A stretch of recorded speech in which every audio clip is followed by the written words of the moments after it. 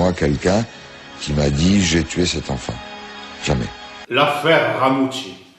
C'est un fait divers emblématique de son époque, les années 70, qui en apparence paraît très simple. Le 3 juin 1974, un jeune toxicomane âgé de 20 ans, appelé Christian Ranucci, accro aux médicaments, mentalement très instable et avec quelques tendances pervers et pédophiles, enlève une petite fille du nom de Marie-Dolores Rambla, âgée de 8 ans à l'époque, l'assassine, la tue quelque part dans les bois de Grasse, est condamné à mort pour ce crime, avoue ce crime, ce meurtre, est condamné à mort pour cela et exécuté le 28 juillet 1976 à l'âge de 22 ans. Apparemment, on pourrait en rester là, on pourrait s'arrêter là.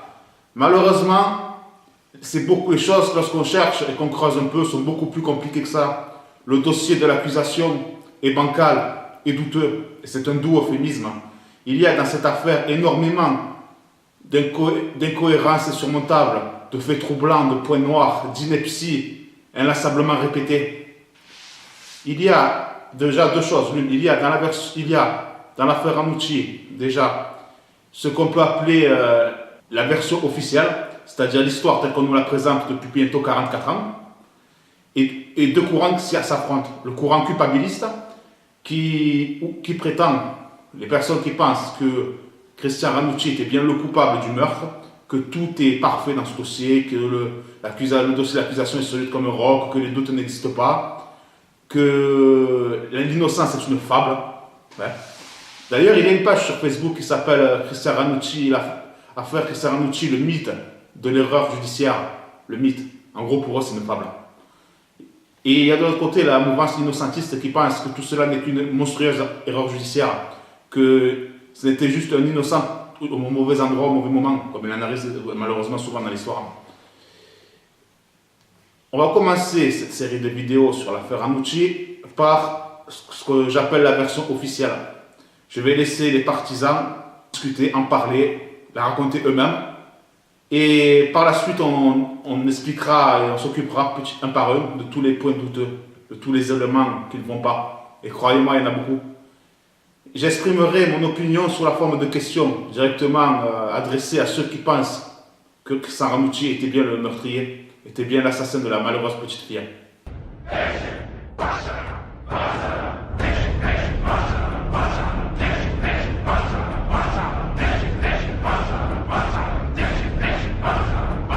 Il enlève cette petite fille, Maria Dolores Rambla.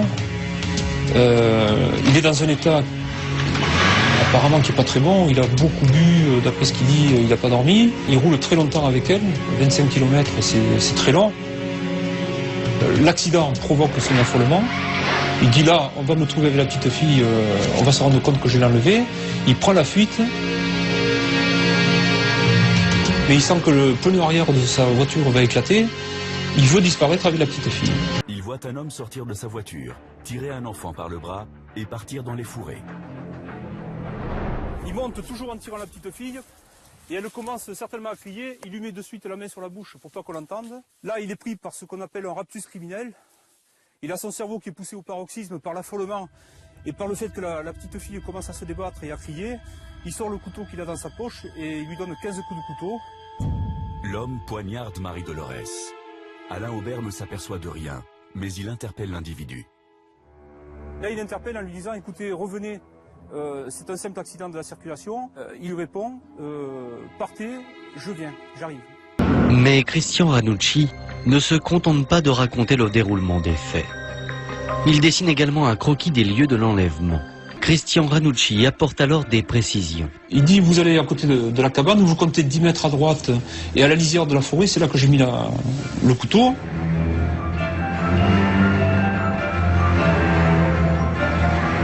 Les gendarmes vont sur les lieux, comme vient de leur indiquer, et trouvent le couteau en 5 minutes. Avant d'aller plus loin, il est absolument impératif de garder en tête plusieurs choses. Il n'existe qu'un seul témoignage contre lui. Il a avoué. Quant aux preuves, entre guillemets, de sa culpabilité, il y a le plan, principalement. Il existe un plan qu'il aurait dessiné, un pantalon taché de sang, et enfin, il aurait indiqué aux policiers où se trouvait le couteau, apparemment plein de taches de sang aussi.